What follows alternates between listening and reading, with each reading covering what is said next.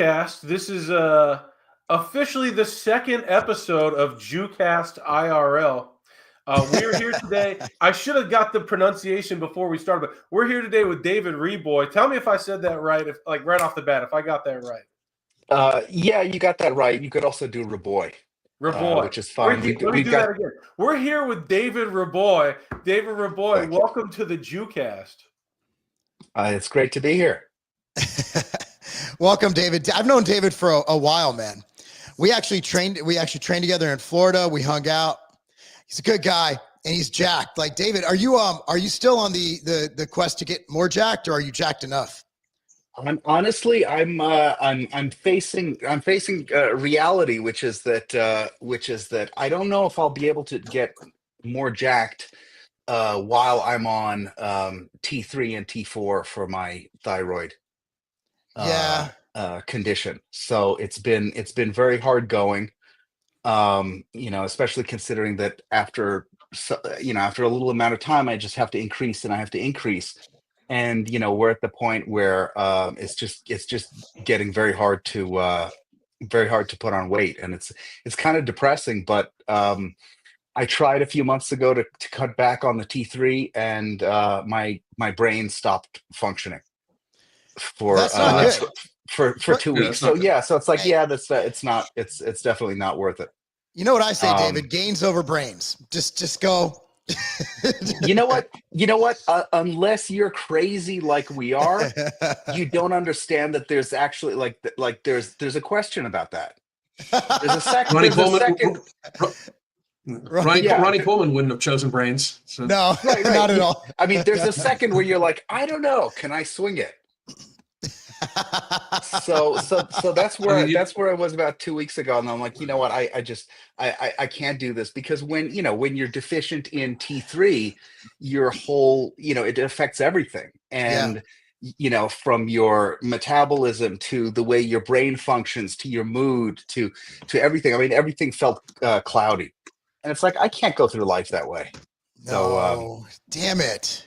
Yeah, you were. So that's where we are. You were enormous. We were in Florida together, man. I'm like, holy shit, I feel small. I don't even like hanging out with you anymore because I feel inadequate. No. It's and you know what? As you get older, it just gets so much harder. And I started late. So I'm like, oh, this is fine. It'll be great. It'll be, I'll do this, and until I'm 80, I'm gonna, keep pushing and I will keep pushing. But like, the expectations have to readjust as you get older. I'm not gonna be Ronnie Coleman. Well, I mean, you always got to prepare for a war with Hamas. That's really what we're all preparing for right now. So on the, how about that segue, Alan? How about that? So that's a good segue. I like it. You're welcome. I've been practicing that all week. So dude, it's kind of impressive. It's been a week, man. So looking at what's going on, like, in the world right now, the Israel Hamas, I want to say Hamas. I'm not going to say Palestine. I'm going to say Hamas, because they're the leading faction in that territory. A lot of people get it twisted. They think it's just like, oh, a bunch of innocent. No, man, Hamas, not good people. There are a lot of really good Palestinian people, but Hamas is basically who's running things over there. So everything going on is spilled over here, where you have people wrecking things and blocking roadways in the name of Palestine, a country, a people that will throw gay people off a roof just for being gay, where Israel is probably the most tolerant of LGBTQIA 4652 people. What are you seeing going on? Where do you see that kind of evolving? There's obviously people for, people against. They say Trump and everybody's owned by the Jews. Can you give me kind of your big picture, kind of, how do you take that whole situation? Like, what are you seeing as someone who's obviously commentating on this? So I wanted to thank you for addressing it as Israel versus Hamas, because it's totally appropriate. That's the way it's done. And you can always tell who's I always say, you can tell who the bad guys are when it's a sovereign state versus a terrorist group, and they disappear the name of the terrorist group. So, for example, for a long time, I mean, you had the Saudis fighting the Houthis in Yemen. but you had a lot of people who hated the Saudis and wanted to pretend that it was, Saudi Arabia, bombing the shit out of Yemen for no reason. And you see the same thing going on with Hamas and Palestine now, because it's funny, going back to the Yemen example. Like, for years I would push people, or look, Hezbollah in Lebanon.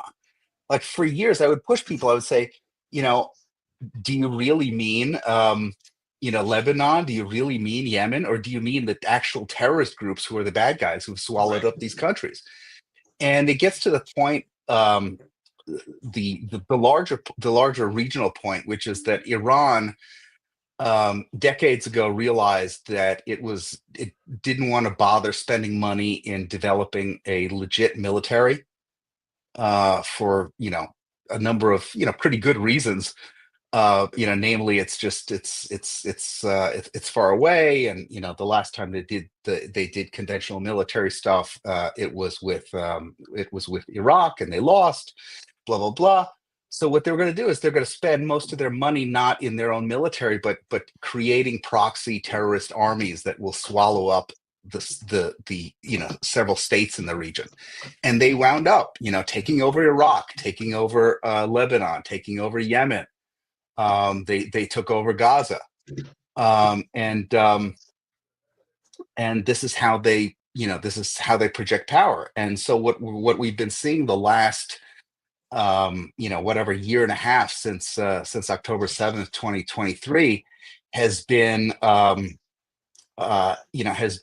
war to really, by Israel, to push back on these different tentacles of Iranian proxies. And Iran set off, the Iranians and the Hamasniks set off October 7th because they realized this was their last shot. A week before or 2 weeks before, you had Netanyahu at the UN giving a speech about how wonderful it's going to be when Israel and Saudi Arabia make peace. And it's going to be this wonderful brotherhood, and it's going to be all this amazing tech and business and agricultural and natural resource production, and all these things that will, like, no joke, benefit the world. And Iran saw that, and Hamas saw that, and it was like, well, this is our last shot. We need to get our licks in, and we need to upset this process. So that's what they tried to do with October 7th, and everything we've seen until then is just like Israel pushing back on these these proxy forces. But I think ultimately it's going to fail, as we're seeing in Yemen, as we're seeing in Gaza. Hezbollah was the senior partner out of all of them. They were the ones that got the most money. They had the most weapons. They had, for 20 years, they thought that they had Israel by the balls, because anytime they could launch 150,000 rockets into Israel. And they turned out to be, they were dispatched pretty quickly by the Israelis. So it's really, I mean, people scream about how, oh my God, we may have a regional war, but no, the regional war has been here, and it looks like the good guys are going to win. How do you see the end game playing out? How do you see all of this resolving in the next 3 months, 6 months, year, 2 years? Iran is going to take a hit, and which is fine, because it's going to because it's been the problem in the region.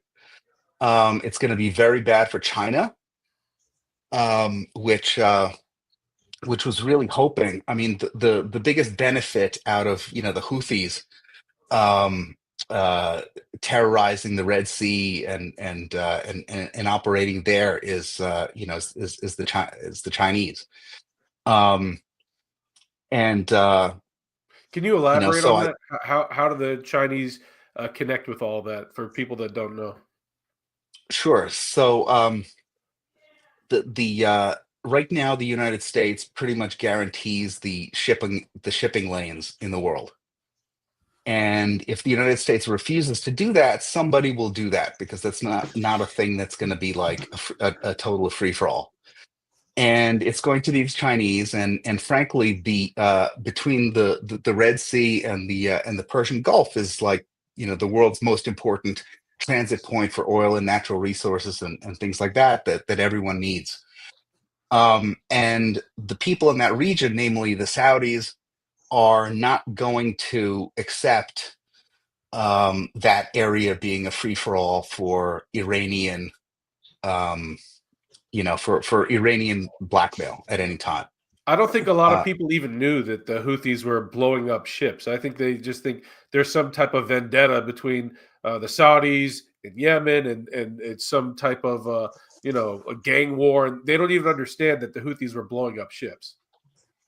Yeah, it's crazy, and they were doing it at look, it's really smart. It's really, really smart, because it costs a civilized country like 20 to 50 times as much to shoot down one of these things as it costs them to throw up in the air and to make problems, in terms of drones or in terms of rockets or whatever. And the cost of the ships having to go around the Horn of Africa instead of going right there through the Suez Canal. Right. And it's responsible. I mean, it's responsible for the inflation that we're dealing with. Not to mention other things, not to mention just the fact that, like, why are we allowing this? Yeah, I don't think anybody knows this. I didn't know half of this stuff, to be honest with you. And I consider myself pretty, looped into everything. I don't think people know what's going on in the region. And it's really frustrating. Such low information people are protesting in America for something that I don't think anybody really knows what's going on.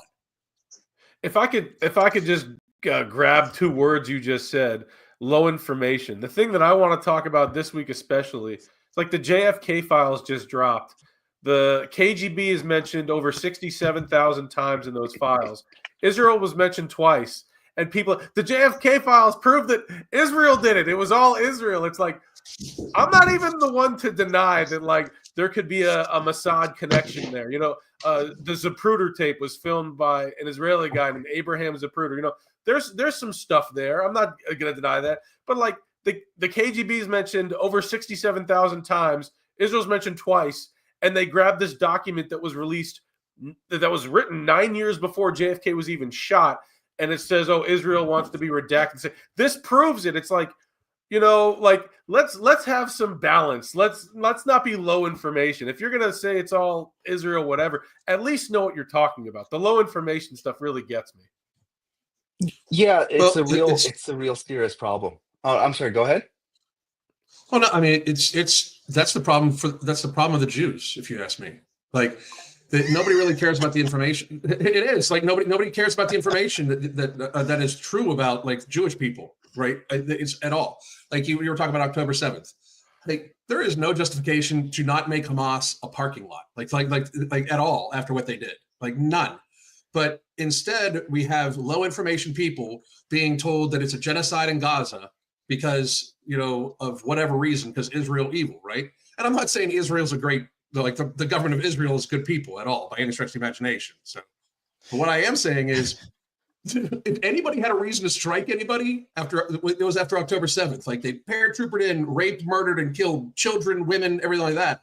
Like, frankly, like, if I was president, I'd be like, they're all dying. Like the entire family line, because that's honestly how people would technically really react. But instead, they were able to, like, kind of take all the low information college kids, because it's weird how you go for higher education, you become dumber. But they were to take all the low education college kids and frenzy them into thinking that Israel was just killing people in Gaza and, for no reason. Like that, just because, for no reason, just because they felt like it. Same thing with the Houthis. The Houthis attacked American ships.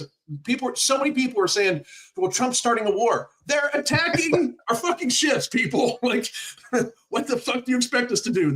We should just wipe them all out. It would just be, the world would be a better place. I don't get it. You know what's funny? Imagine if Canada went into Plattsburgh, New York, paraglided in and just started raping and killing men, women, and children.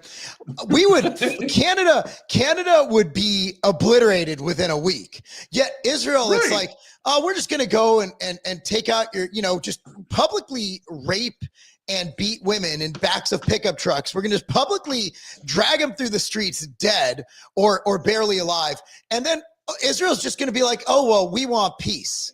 I don't understand, because no nation in this world would be expected to not just destroy everything related to that after that happened. It's absurd. When that happened, I'm like, man, they're about to get fucked up. I'm like, and I'm surprised. And they've been very, in my opinion, shit. Do I think America should fund Israel? No, I don't. I don't think we should fund anybody. I think Israel got this. But, and look, my mother's serving the idea. Oh, she's a lying Jew. Whatever. We could take hearsay, right? Look, dude, these people, they literally put military bases in schools. Like, that's how that's how Hamas, who are the leading party of the Palestinian people, operate. So it's going to happen. You're going to have some collateral damage. But the misinformation, I hate to use that word, the propaganda, the pro-Hamas propaganda I can't even fathom it. And I'm not even a pro-Israel guy. I'm an America-only guy, just for the record. But I'm looking at this as a guy like, okay, I'm watching the situation. America should not, be getting involved. We should not have troops on the ground. They got this. But why do we expect Israel just roll over after they committed this atrocity? I don't get it. Maybe you guys can explain. Yeah, I mean, I think I can.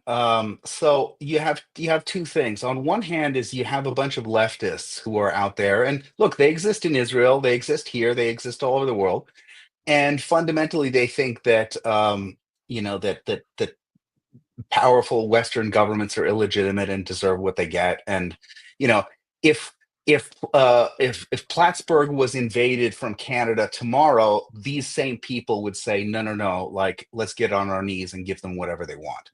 So, like, okay, the leftists, that's not that, for me, that's an old story. Like, I grew up with these people. I've been fighting them all my life. I get it. They're insane, but I get it. What is really insane to me, and to me, can only be explained with anti-Semitism, is when you have right wingers, especially in America, who are like, oh my God, Israel is committing a genocide, and they're indiscriminately bombing, and they're doing this and they're doing that, and blah blah blah blah blah. I'm like, the poor Palestinians. I'm like, dude, if you were in their position, you right winger, you would want to scorch the earth. You would, like, you're not, like, yeah, give me a break. The dude who's like wants to rehabilitate, Adolf Hitler, and says that, the Holocaust was just a logistical problem, for that guy to be, for example, to be all like, oh, the civilian casualties are a problem, is a little bit rich. I got a question for you, David. Yeah. So, I'm one of the first people to say, like, Israel should minimize the bombings, whatever. But, Tucker Carlson's been going hard on this. He's one of the people trying to characterize it as all one-sided. You were in a documentary that Mike Cernovich put out called Blood Money. And it talks about, Qatar putting money all over the right, the left to buy influence. People always talk about AIPAC buying influence. And not really a lot of people know that Qatar puts money all over DC, all over the media. And then Tucker goes and does this interview with a Qatari prince or whatever he is. He's also funded by Omid Malik, an Iranian billionaire. Do you think that there's money changing hands between this Qatari prince, or obviously there already is between Omid Malik? Do you think this is influencing the way that Tucker Carlson is covering this whole conflict? When you go and when a famous person goes to the Gulf to give a speech at a big conference, do you think he does it for free? No. Do you think he flies there on his own dime? I think he has the same arrangement as the Instagram models going to Dubai or whatever. Yeah, exactly. And does that influence his coverage? Of course it does. But I mean, the thing with Tucker is I think it's way deeper than just that. You know, they're giving him money. They're not directing his coverage as much as rewarding him for it. You know, for stuff that he would probably be saying, you know, regardless. Hmm. I mean, I thought it was ridiculous when the dude goes to Doha, to Qatar, sitting in front of, you know, the emir, and is like blaming like Barry Weiss and, you know, American neocons for you know, for Islamists killing Christians in Syria, speaking to the dude who's literally funding Islamists in Syria killing Christians for the last, you know, 15 years. It's just wild. And you know, something is obviously going on there, and it's like every day, every week you see that it's, you know, that it's less hidden. Yeah, it's fascinating what's going on. As far as that, what I found on X, which is fascinating, it seems like the quickest path to getting a ton of followers is simply saying Jews suck. I mean, if you go on it, like, look how much, and again, I like the guy personally. I met him. Again, I separate personal relationships with anything people say on X, or else I'd have no friends. Jake Shields, as a fighter, just screaming about whatever, he had a decent following. Once he became, his whole entire persona on X now is anti-Jew. Stu Peters, anti-Jew. You have Lucas Gage, anti-Jew. Again, I'm not saying Stu this Peters is not a is unhinged. Stu Peters is just I a read, bitch. I want to fight that. I read something from him earlier today. He is like unhinged. Like a lot of these people. But that's why that's how they make money. That's their grift. His grift is being unhinged and hating Jews, and that's okay. That's your grift. I'm a freedom of speech kind of guy. Let it all out. Considered pretty crazy. I'm normally considered pretty crazy by most. If I'm saying you're unhinged, you're fucked up. My favorite person. So I don't think, I mean, I'm a free speech guy, but I don't think this is an issue of free speech. You don't. I don't think it's no. I think it's an issue of gaming the system. You know, yes, I mean, you're right. I don't care if the playing field is totally level, and you know, and you've got a guy who hates Jews and a guy who loves Jews and a guy who, you know, blah blah blah blah. I don't really care. I mean, that's you know, whatever, we deal with that. Obviously, I'm not happy about it, but like, I accept it as part of living in a free society. However, what you have here is you've got a platform that's specifically gamed in order to encourage, you know, in order to encourage this stuff. So, for example, like if I tweet something and I mention, you know, Fuentes, immediately they'll descend. And you know, and the Tates and this and that, and, you know, a million other things. These guys will just descend in a swarm. And like, that's not allowed by the Twitter or the X, you know, terms of service. I don't know about X now, but like in the old days, that was not allowed by the terms of service, because what that means is there are a bunch of people in a boiler room, real or fake, it doesn't matter. And someone is dropping a link in there with the purpose of like, okay, let's swarm this. And no matter what, like if you're a, you know, if you're a shoe company, you know, if you're Nike and you're trying to game the system this way, it should not be allowed. So X has the metrics and they have the data to be able to tell where these links are coming from. Do you think there's a chance it was a bot farm? Oh yeah. I mean, the really scary and sad thing about this is that this shit is fake. You know, it can be fake until it's real, and at a certain point, it's actually real.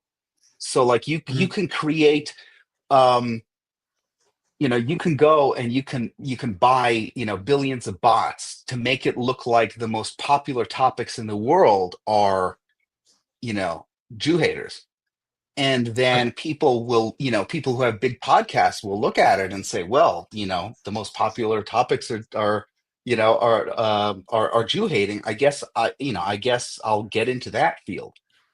It's the concept of societal contagion. What's the incentive? No, exactly. It's the same thing. And it's like, you don't need to shut it down at the ideological point or at the point of speech. You just have to shut down some of these ways that people use to game the system, What's which the to me are incentive? obvious. What's the incentive for Jew hate bot farms? I think I said that right. A lot of things. I mean, I think the biggest incentive is the Chinese. Yeah. So do you With think there's a the Jew possibility hate. that Nick Fuentes, Stu Peters, and et cetera, are paid Chinese agents? Partially joking, Th- not really. they may not even know it, but this stuff is going on. I mean, they Super may be chats can come from anywhere. Yeah, I mean, who knows where they get boosts from? But like, if you're the Chinese, you look at this and you're like, wait a minute, America's most America's most militarily capable and you know, um, powerful ally in the entire region, this key region for natural resources, can be pulled away from America. We can encourage, all kinds of, hate for Israel here on the right and on the left, and do this and that. Like, why wouldn't you do it? I mean, this is the kind of stuff that, frankly, is the kind of things that I think America, the United States, should be doing with our foreign adversaries. Oh, I agree. Yeah. And I mean, this is why, like, when the whole thing came out with USAID, people were people were freaked out. Hello, can you hear me? Yeah. Yes. You're making a great point. Like Stephen Miller is one of the greatest Americans. He's pushing as much as he can for the mass deportation. He's a great American, and there's just, willing or not, a divide and conquer operation in America to try and divorce people, even right wingers, from the Trump administration, from any type of Jewish American supports it. Trump is bad. He's all owned by the Jews. They're pushing for the mass deportation of illegals. The Trump administration, that's what they're doing. But there's these people on the right, people like Nick Fuentes, stood against President Trump, said, "Oh, we should be supporting Kamala." What type of insanity is that? That feels like an op to try and divide and conquer America. Whether he's being ordered to or not, it all just feels like an op. I agree. I mean, it feels like an op, but I mean, I have friends who are the first people to, jump up and say, "Oh, this is fake. This is all an op. This is from foreign.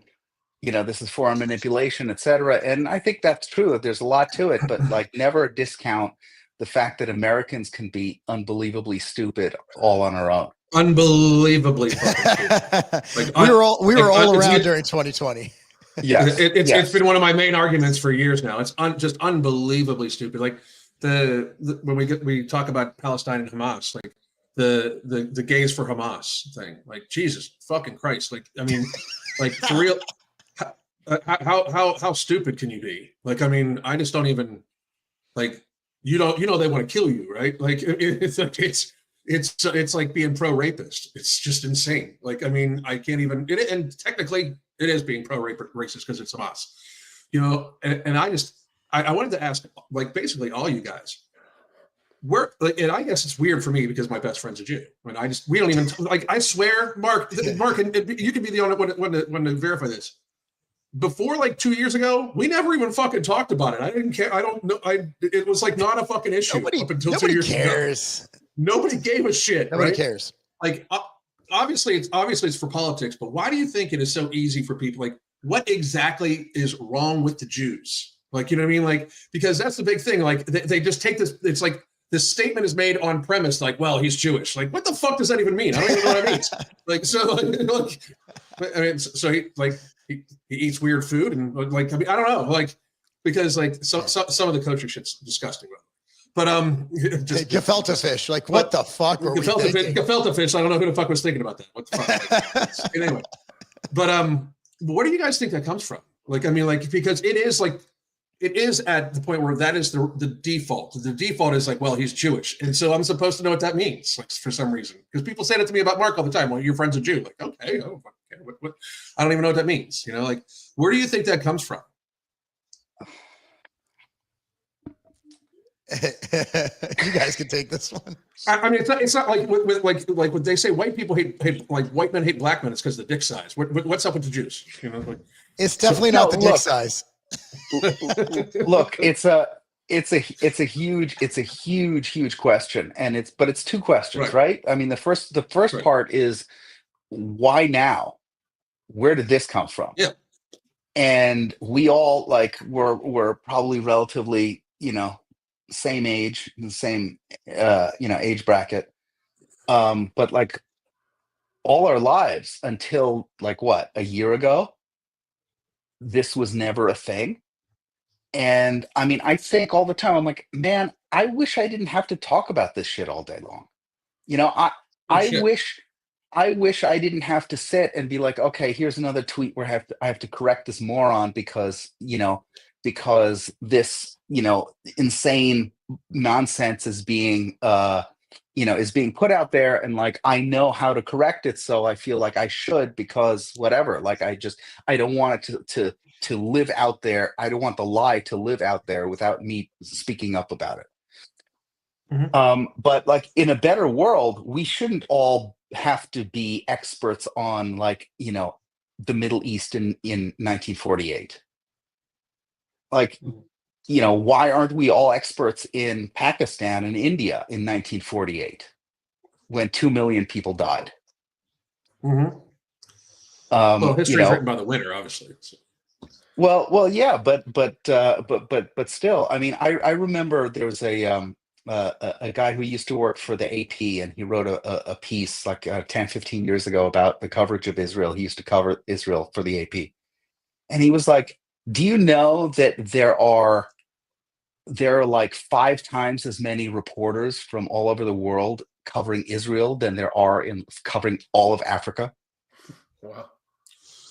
And then That's you wonder all, why this, happens. And then it's like, well, it kind of makes sense. I mean, where would you rather live if you're a reporter? Would you rather live in Tel Aviv, or would you rather live in, Congo? Yeah. So It I mean, sounds like a great place to be an international reporter. Just to chime in, I think that if you look historically, like Jews kind of, everywhere Jews go, they get kicked out of.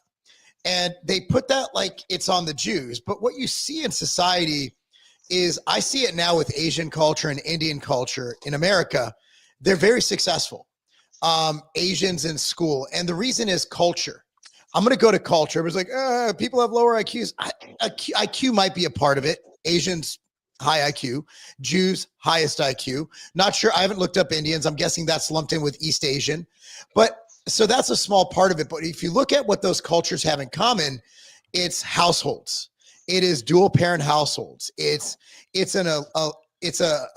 alignment with some kind of moral and ethical philosophy, be it the 10 Commandments or whatever you want to call it. So you see that a lot in those kind of communities.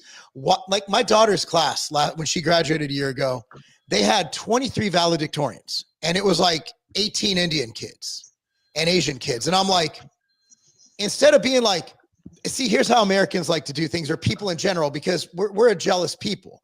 It's human nature. It's like, man, those stupid Indians, those fucking Indians I'm like, no, what are they doing? Like, what can we emulate? What can we take from this Indian culture to make our culture better? Whereas the normal American sees, oh, these Jews, they're running things. They're CEOs of companies. Look, man, and a lot of these people don't even really have Jewish names. Like, I'm not a big Mark Cuban fan. Like, oh, he's a Jew. His original name wasn't Cuban. Yeah, but nobody knew he was a Jew when he was moving up the ranks. He just worked hard, had a couple really good ideas, and people say, oh, he's scammed. He's a billionaire. He's not dumb, right? But they're like, oh, it's because he's Mark Cubanstein or whatever the hell his name is. I'm like, no, he just happens to be a guy who's Jewish, changed his name because his first name wasn't marketable, and here he is. Because Jewish names aren't really marketable except for Goldberg. It's the only Jewish name that really took off, right?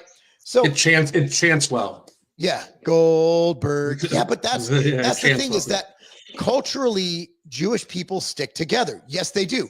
So do Asians, so do Indians. And that's why you're seeing, if you look down economics, you look down demographics, you will notice that the highest earning cultures, Asians, Jewish people, Indians. Who starts more businesses? Indians. They come over here and they open up businesses. They're more likely to start a small business. They're more likely to do that. So I think it's cultural. What do you think, Andrew? I'm not one to complain, but the idea that only Jews or Asians stick together too, it's totally false. Like President Trump has a golf club out here in Palm Beach, and he was the first one to open the club to Jews and blacks. All the other golf clubs, these are the white Anglo-Saxon and Protestant golf clubs, You got a golf point. clubs. They wouldn't allow anybody else in. The old boy networks in Harvard and Yale, they're pretty exclusionary and it's pretty racial. So for a long, long time. So the idea that like, oh, only Jews were sticking together and that's the only reason that we're successful. It's like, honestly, when you ask where a lot of the hatred comes from, there's a lot of jealousy. It's just we're disproportionate in everything. Smart, talented, hardworking, with like you say, dual parent households. That combination, and perhaps a blessing from God, it leads to a lot of success. And there's a lot of people that, frankly, are losers, and they look at this success and they're just jealous. They're not living up to what they want in life. They look at the winners and they say, "I want that." And I think that everybody in America can make it. And the fact that Jews are disproportionate, we're disproportionate in a lot of things that I don't think are so great in pharmaceuticals or in Wall Street and a lot of different industries that are doing a lot of things wrong. But we're also disproportionate in things that are really great. If you look at the nascent, the burgeoning, the now dominating MAGA movement, you've got people like Laura Loomer and Stephen Miller and Ron Coleman, all of us like pushing hard to restore America, but we don't get credit for that. Like they only want to give us all the flack for the leftist or the nasty ones. Like, oh, those are the Jews. We got Stephen Miller and Laura Loomer. We got an all-star team with like 2% of the population or whatever. Like, give us if you want to give us the blame, that's what I always say. You got to give us the credit too. And a lot of people, they don't want to do that. There's jealousy. I want to correct with you. I meant more familial as far as the sticking together. I meant more from a nuclear family standpoint. Go ahead, David. Sorry. I'm going to disagree with both of you.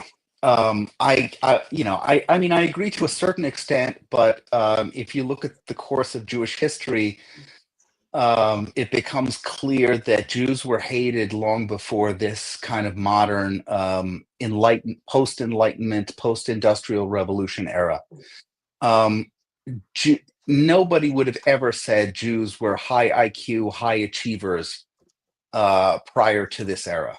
In fact, it was those poor Jews living in the shtetl, who are whatever, destitute and this and that. The poor Jew was the Jew that most people were familiar with, and they still hated them. They still kicked them out of countries. They still, it was the same thing. I mean, now it's a kind of different thing. I mean, as soon as the 19th century, during the 19th century, when all these countries began to first industrialize and kind of become modern, they noticed very fast, especially in places in places like Russia, which at that time had by far the biggest Jewish population in the world, that all of a sudden, it was like 50, Jews were a small percentage of the population. All of a sudden, 50% of the doctors, 50% of the lawyers, all the professionals. As soon as the Jews started to go to school, as soon as like there were schools, and this happened in Romania too, all throughout Europe. As soon as there were schools, it's like the Jews were in there and they were learning and they became professionals. And then people started to look around, and that's where the dynamic that you guys were describing, kind of came in. That we need to figure out ways to to keep this minority down, because they somehow take very well to this kind of new modern post-Enlightenment industrial age. In many ways, but before that, it was kind of the opposite. Throughout Arabia and and the Middle East and Spain and in all these places that Jews were chased out of for being completely, I mean, it's funny because people, Jews are like, the left says the Jews are, fascists, and the right says the Jews are communists. And, it's like you can't win either way. And I think at the end of the day, it comes back to the foundation of all this stuff, which is that, like, we have three primary religions, three Abrahamic religions. Judaism was the first, Christianity was the second, Islam the third. And for both Christianity and Islam, Jews play a very, very, very big part. And, frankly, a negative part in the origin story of both. And that's the main, that's the world that we live in, because I don't think anti-Semitism is like racism or hate, whatever the heck that means. I think that at the end of the day, it's a kind of deeply religious impulse, even if it's coming from people who aren't religious, which is like the existence of the Jew is what's standing between, like, the world and redemption.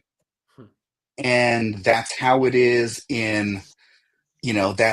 that's how it is for certain Christians who read the text that way. I mean, we see it all day long on Twitter. And that's definitely how it is for Muslims, according to the Quran and the Hadiths.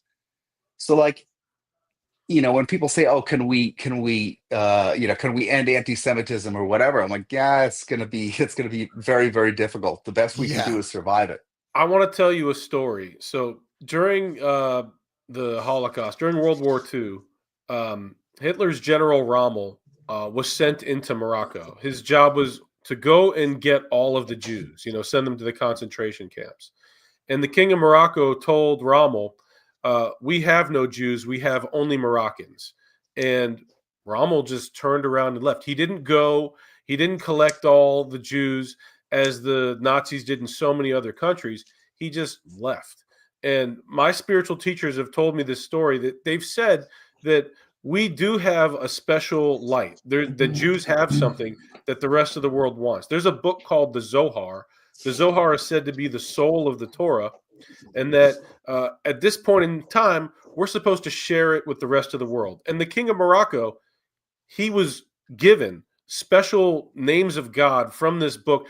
There's a Zohar right there. The King of Morocco and the Jews together, the Zohar and Kabbalah and the names of God, these were not separate from the Moroccans and the Jews at that time. And it said that miracle, and the same type of thing happened in Bulgaria, where Jews were studying the deep wisdom of the Torah and sharing it with their neighbors, and that this was the remedy for, as David puts it, the natural animosity that a lot of Christians and Muslims have towards Jews.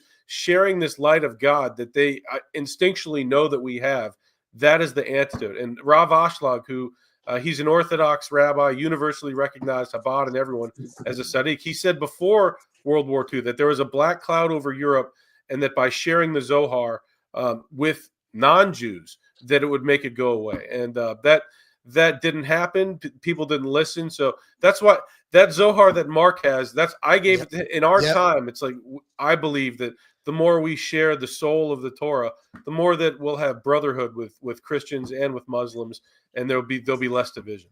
I've carried that thing with me in my little man purse everywhere I've gone since you gave it to me.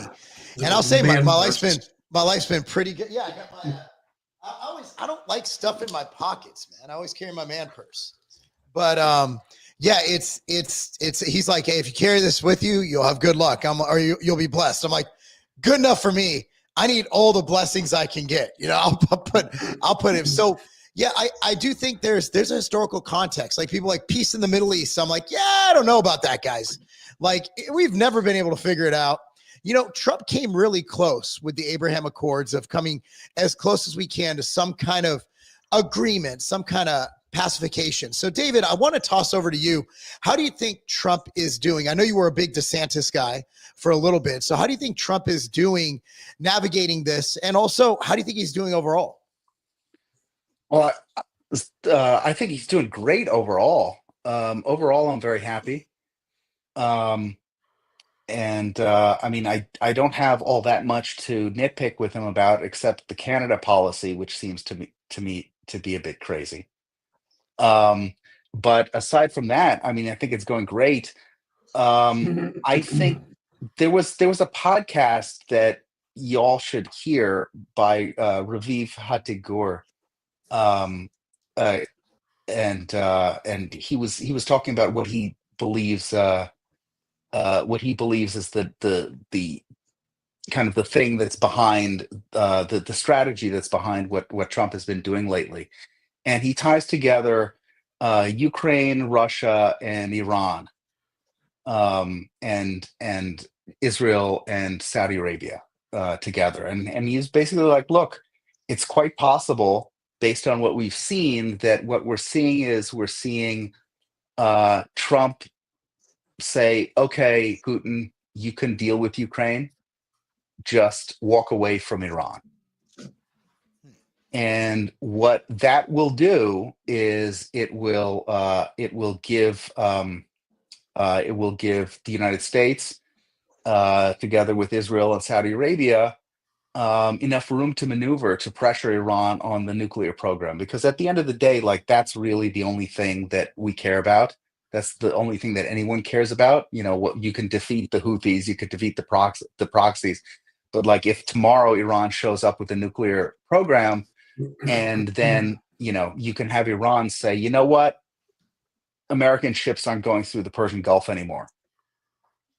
Eat shit. What are you going to do? We have nukes. That changes the equation in a real way for everybody in the world, especially for us. So like, when you have Tucker and people saying like, oh, well, it's what should we care if Iran has a nuke? Well, they will be able to use nuclear blackmail to do, to get away with a lot that puts us at risk.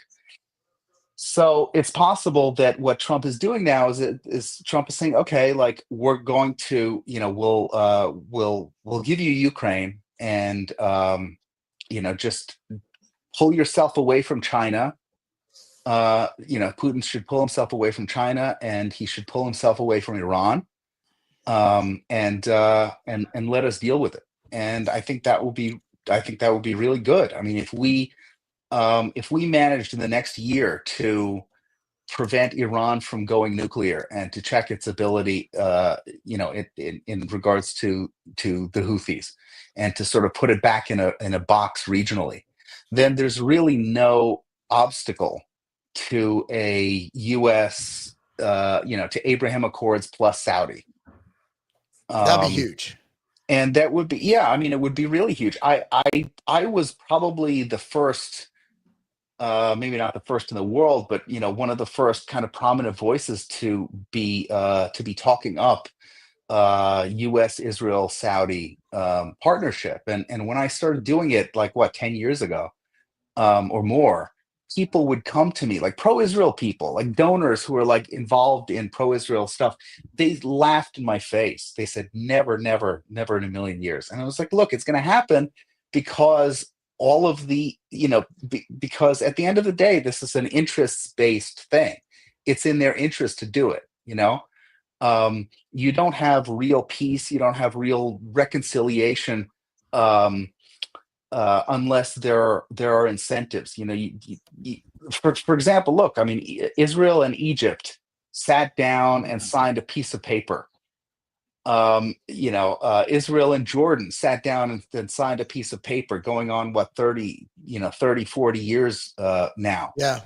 And you don't I mean, what does that mean? It's basically meaningless. But on the other hand, you have, Israel and the UAE signed a piece of paper, and boom, you have like Chabad in Dubai, and you have Emiratis coming to Israel, and you have like a real integration, and you have kind of real love and respect with the population, which is, I mean, that's what you should be going for. I mean, this is the whole thing with leftists that always used to make me crazy. Nobody gives a shit about a piece of paper and about a peace process or about any of that bullshit. When there's enough incentive to to move, I mean, it's like any deal, right? Somebody coming from below saying this is a really great deal, you need to sign this deal. Like, it's not going to happen unless both sides say, hey, you know what, like, this is advantageous to me. And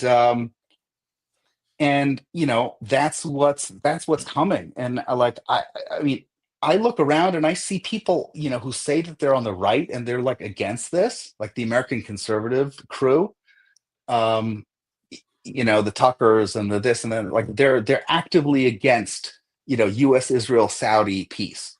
I'm like, what is wrong with you? The only thing that could possibly be wrong with you is if either A, your primary interest is in the Russians or the Chinese, or B is like you just hate Jews and whatever. Like, if Israel is cut in any way, then you're going to hate it. Because to me, it's such like an unambiguous good for humanity in the world. I mean, wouldn't that be great? The only people who would be pissed are the Chinese, the Iranians, and maybe the Russians. Well, I think we should actually work towards working with the Russians. Like, what'll bring peace is economics. Like, the reason it's gone on so long with China is we trade. Like, imagine if we didn't have any trade agreements with China, how fucked up it would be right now. Like, the reason commerce is the way around it. Now, Russia has a lot of resources we could use, Europe can use. We have a lot of resources they can use. And instead of them trying to build up their own equivalent or replacement for the dollar, instead of Russia bad, Russia's been, since I was a child, Russia's been painted as the evil person. You guys remember Rocky IV? You got Drago. He fucking killed Apollo Creed, dude. That pissed me off. I was ready to go nuke Russia. I was like, dude, you killed Apollo Creed. Came out to come into America, had the little dance, then he's dead. Right? So Russia has always been the boogeyman. Russia is always the boogeyman. My thought is, I don't think Putin's irrational. You want to know why? Because he's still fighting that war. He can end that tomorrow. Mm-hmm. I don't think people understand. Russia is actually being very conservative in their fighting. They have nukes. They have a lot of weapons. They've been provoked to nuke it. For shit's sakes, we blew up Ukraine, US, whoever you want to blame it on. We literally blew up an oil pipeline, polluted the ocean more than any event in history, and then blamed it on Russia. Like, he's going to blow up his own pipeline. So Russia's actually been decently chill considering what they want out of this situation. What do you guys think?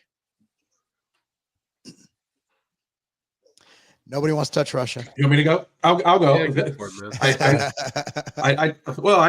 Because I'm a very, I'm, for those of you, if you're new here, I'm a very big realist.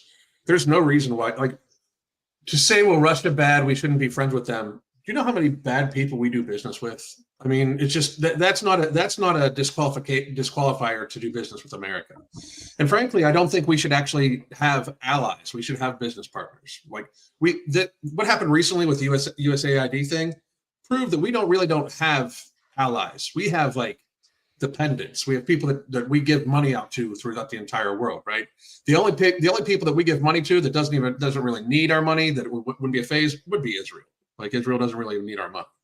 But I just think that the concept that we can stay enemies with Russia, where does that go? I would rather have Russia in a half hug. We're doing that thing where two guys they shake hands and touch shoulder. They don't really like each other that much. They give each other a little pat, and you're like, they don't like each other that much, but they can deal with each other. That's what we need to be doing with Russia. Because if we don't do that with Russia, China's going to do that with Russia. And I mean, and that gets to be a problem right there. Because they could fuck up a lot of, if they just decide, if it wasn't Putin, if it was maybe a more aggressive person, which a lot of people don't realize, is a very high possibility for after Putin is a much more aggressive person,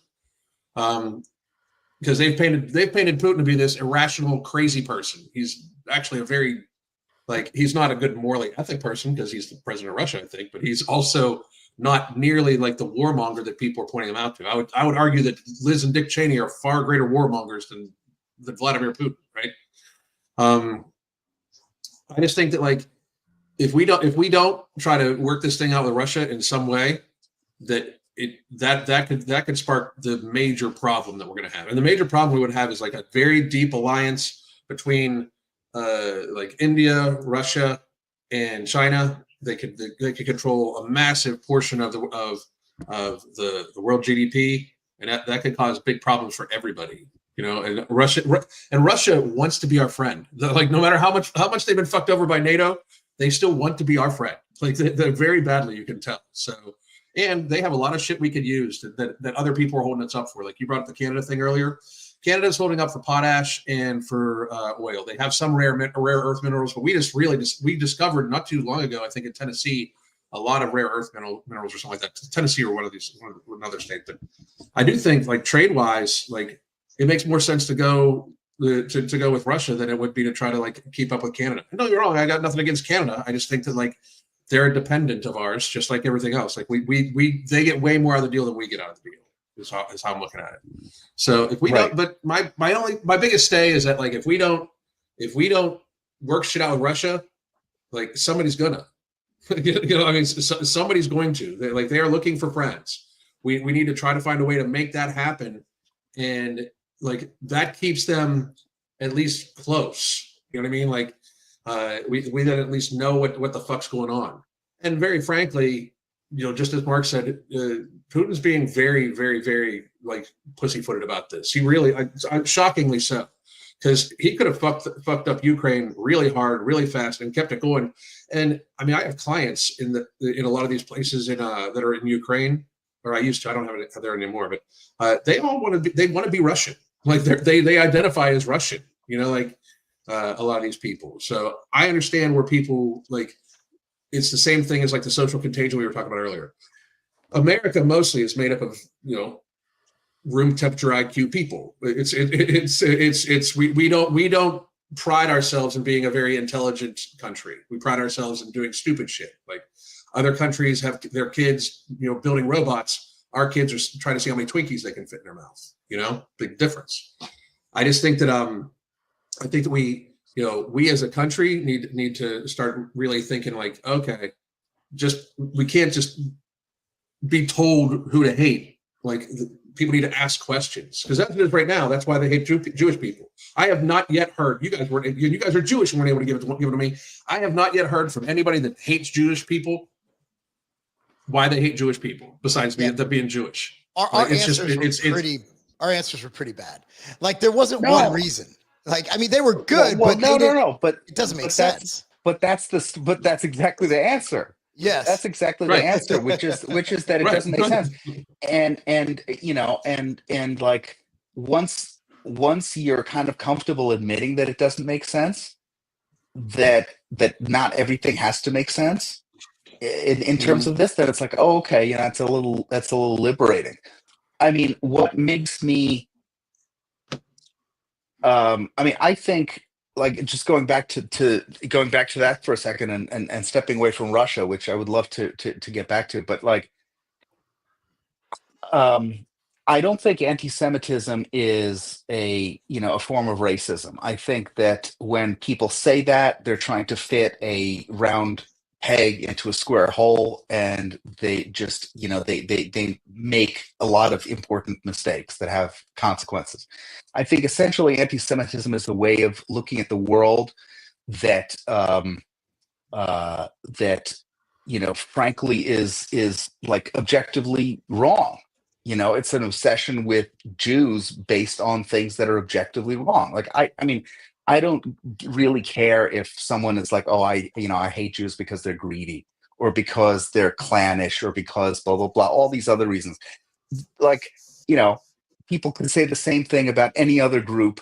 Every group has stereotypical things that are negative attributes or whatever. And it's like, that's fine. Nobody gives a shit.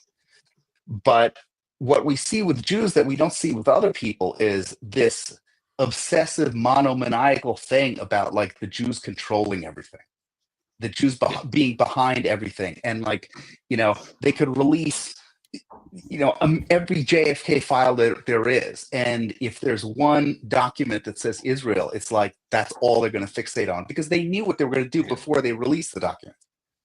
And I agree with that. so like that's not garden variety. That's not like hate. That's not like, whatever. I don't like blacks because X, Y, or Z, or I don't like Mexicans or white people or, whatever. It's a totally metaphysical kind of thing that takes over your life. And I mean, have you ever met a serious anti-Semite who is like normal? It rots your brain. No. Like you can't Yeah. think about anything else. You start going off. And I think that that we're in a very, very bad time because look, you had COVID, you had the 2020 election, you had all this stuff, and it trained people into thinking conspiratorially. And just because the the media and many of our institutions can't be trusted, it doesn't mean that our entire system of evaluating fact and fiction gets thrown out the window. And that's exactly what happened. So it's like, I remember in December 2020, after the election, is when I started to have people come to me, when you had all these bullshit theories about like what do you call it? Voting machines, from Venezuela and this and that, and just like really crazy kind of nonsense about the election. I would say, no, that's not true because X, Y, and Z. And then someone would say, prove it didn't happen. And that's when I'm like, I'm not going to win with these people because you can't prove something didn't happen. And if that's now your standard, and that's really become the standard, like you say, Israel didn't kill JFK, and they're like, prove it. And you're in a box because nothing makes sense anymore because like reality is just, is just whatever, totally up for grabs. And it pisses me off as a right winger because for the last, 30 years, I've been screaming about how the left sucks because the left got away with the concept of truth and objective reality. And it's like, okay, well, this is my story. This is my truth. And now it's like, well, truth doesn't matter because, we've already figured out who the bad guy is at the end of the story. And it doesn't even matter what details there are. We just, we throw them in. And if you don't like those, we'll come up with other ones. But, the bottom line of the story is that it's the Jews. And like, that's a kind of weird, fucked up thing that, shit, I hope I can say that. No, you can't. Yeah. Okay. So, That's a really crazy thing because it takes this into the world of like nonsense and nothing where like truth doesn't matter. And I remember the COVID days, like we were all screaming about this stuff and the kind of institutional corruption during the COVID days. But when we were screaming about that, it was like, no, CDC and these institutions and the New York Times, whatever, they are lying because this is the truth. Well, if you take away the idea of what is true, you can't even make that argument anymore. Yeah. And that's where we are. Well, it ushered in the topic of misinformation. Misinformation is like being like, so Dave, you're spreading misinformation. Your chances of proving that are also your same chances of proving to me you're not on steroids, right? Like it's the same argument. Like people will always be like, oh, you're on steroids. Like even if you're not, you can't prove you're not. Like because you can you can literally like film yourself pissing in a cup, taking it to the fucking thing, like everything, and people won't believe it. It's the same thing though. Like I'm not speaking misinformation. Here are my facts. Well, I don't believe those facts. I believe these facts from the CDC. Back then, it was like that. Like, I could use CDC. Oftentimes I would use CDC data to show people like, here's how this data could actually be interpreted. This is why blah, blah, ABC, right? And they're like, no, like, it's just like this, what you're saying. It's like this, suspension of reality, basically for the sake of their feelings, their thoughts, right? Once we introduce the concept of misinformation and the whole fact checker thing and all that bullshit. I mean, the fact checker thing, I've never seen anything like that before to destroy the concept of what is true and what isn't true. Because they would mark you as fact checked false, and oftentimes it was like the fact check wasn't even about what you were writing about, right? So the same thing with this. I totally understand what you're saying. It's like prove Jewish people didn't do something. That, in a weird way, especially for the last 2 years, that shit sailed. For a long time, it was like very, very, very much almost. It was considered out of pocket to even bring up the Jewish religion, almost like let people be. And I thought we had reached a good stage there for a while, right? And I get to say that as an outsider because I don't know what you guys have been through, right? But now it's like it's like the Jewish people are this year's basically black people. Like they have to find something to find a pressure point to make people fight amongst each other. Like, and that's where I really think this is coming from, because for some reason, like you all live in America, you're being held responsible for what the Israeli government's doing. Like, were any of you born in Israel, anything like that? Like, I mean, No. Like, you're not residents there, anything like that. But yet, like, for some reason, we're able to suspend reality to such a stage in our society because of what we've been conditioned to do. So that every Jew on the planet's bad, including all of you guys, because, well, you're successful because you're Jewish. You're this because you're Jewish. You're that because you're Jewish. Like Mark and I joke all the time about like his weekly meetings. Like I'm like how the weekly meeting goes. Like I mean, we joke all the time about it. It's got to be to bring it back to what we spoke about earlier. It's also a societal contagion. Like it is just very, very, very like almost catchy to not like Jewish people right now. It's just insane. I've never seen it. I did not think it would be this way, and it came out of nowhere too. It was like overnight, boom. And it was the weird thing is like. It was overnight after you guys got attacked. Like you guys, like Israel got attacked, and all of a sudden everybody hated Jews. I was like, how the fuck does that even happen? Like, I don't even understand this. I think a large part of the genesis, this current wave, and to speak to something David was saying earlier about this brain rot, this mind virus, maybe the leader of this whole thing, Kanye West, he kicked off a lot of this stuff. And when he started talking about it, he would specify supremacist Jews, of which there are some, atheist Jews doing things on the left, of which there are some. But, he spoke differently than he does these days. And these days, he's out of his mind. And he said just this week, I'm evil. Like, talking about himself. Kanye West admitted that he's evil.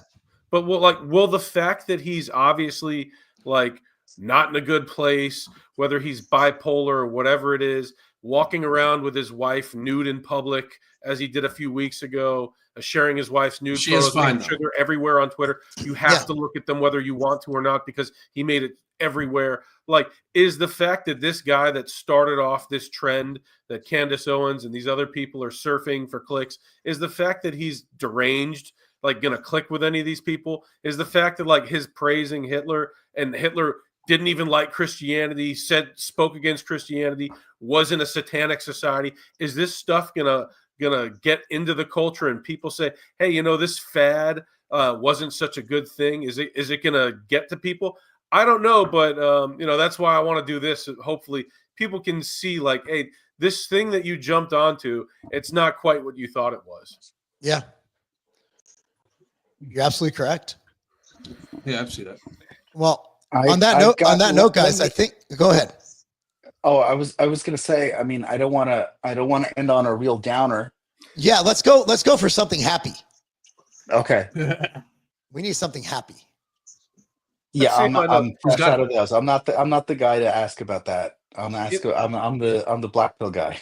You know what? Okay. For something happy, I do want to say I love that Trump is deporting all these leftist, Marxist radicals, a lot of them from the Middle East. Mm-hmm. This Mahmoud guy who apparently is a British agent or something. There's weird stuff about him. Like, I love that these people are being deported.